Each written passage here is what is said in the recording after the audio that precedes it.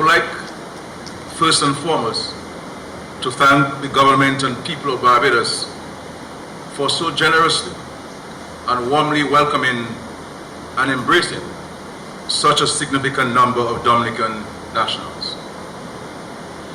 Many of you would have migrated to Barbados by choice and others by circumstance. But I'm not aware of a single instance where a Dominican living in Barbados was made to feel unwelcome by authorities or even ordinary citizens of this country. The relationship these two countries share is special, and I would like to ask that my sentiments of admiration and appreciation be conveyed to your hard-working Prime Minister, my dear friend, Honorable Mayor Motley.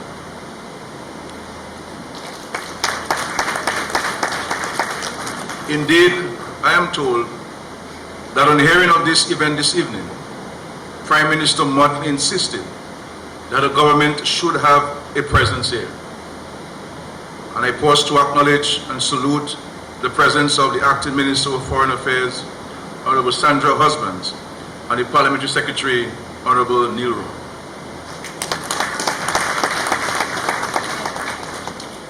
I must also place on record from the outset of my remarks here this evening my absolute admiration and appreciation to Dominicans living in Barbados for your spontaneous and profound response to national crises in Dominica over the years, particularly the devastation wrought by the most recent Hurricane Maria.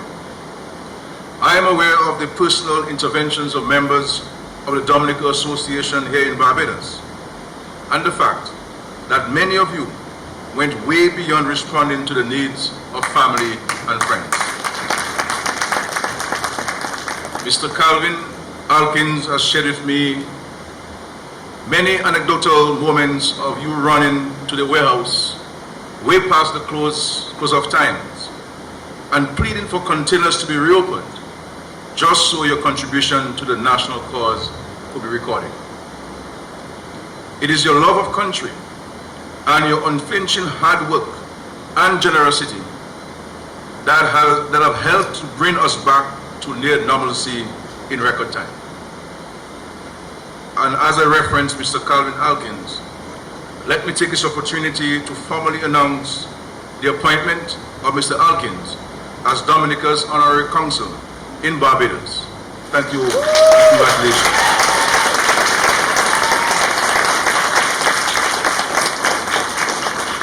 Mr. Alkins emerged from the rubble of our disasters as a reliable friend of Dominica.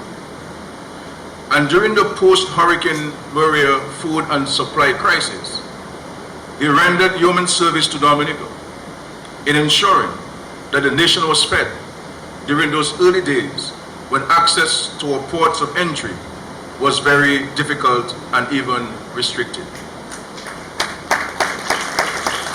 Mr. Alkins used his personal resources to guarantee supply and delivery of foodstuff, never once thinking a second thought to the inherent risk of providing credit to a nation that was not then collecting a single dollar in revenue.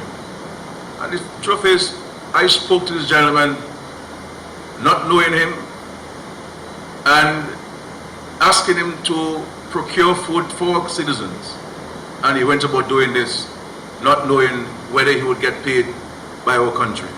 And may the good Lord bless your efforts, and we're eternally grateful for it. And I say to Mr. Alkins that Dominicans shall forever be in your debt.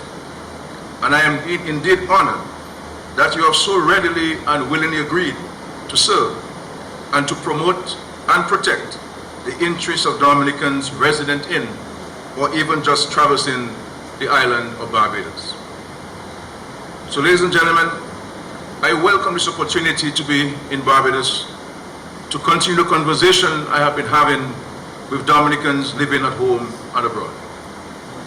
On September 19th of this year, many of you would have witnessed the response and perspective of regional and international personalities during the Thanksgiving concert with respect to the phenomenal progress we have made in Dominica since that dreadful morning of September 19, 2017.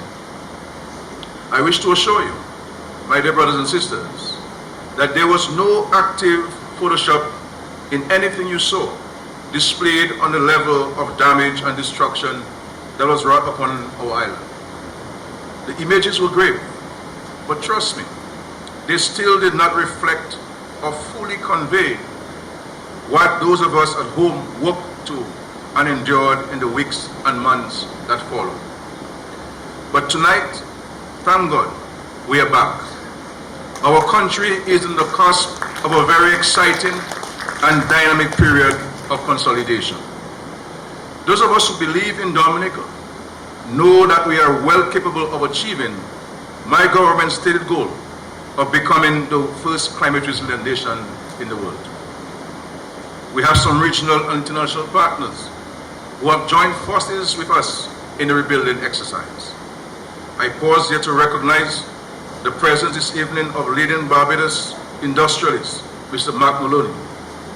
Mark came to our aid when we were down to the count. He has not wavered. His company has been at the forefront of our national cleanup efforts, and they have done a phenomenal job of cleaning up the country and restoring natural water courses for the easy flow of rivers and rainwater to natural and man-made settlements as well as out of sea.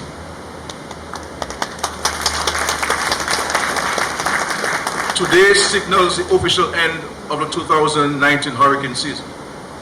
And I think it would be fair to say that we felt more prepared and resilient this year as a result of the national cleanup exercise undertaken by Mr. Maloney and his associates than at any point in the previous 10 years.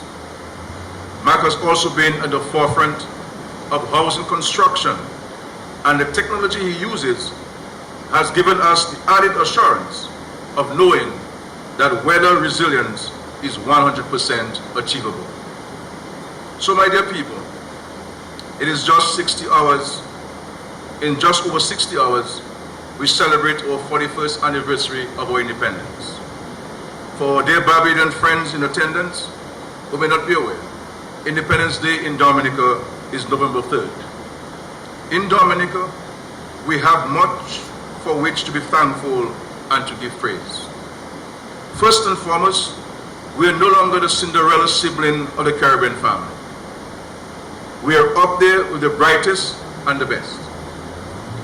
As previous speakers would have alluded, we have the widest range of social services to children, the elderly, and less fortunate.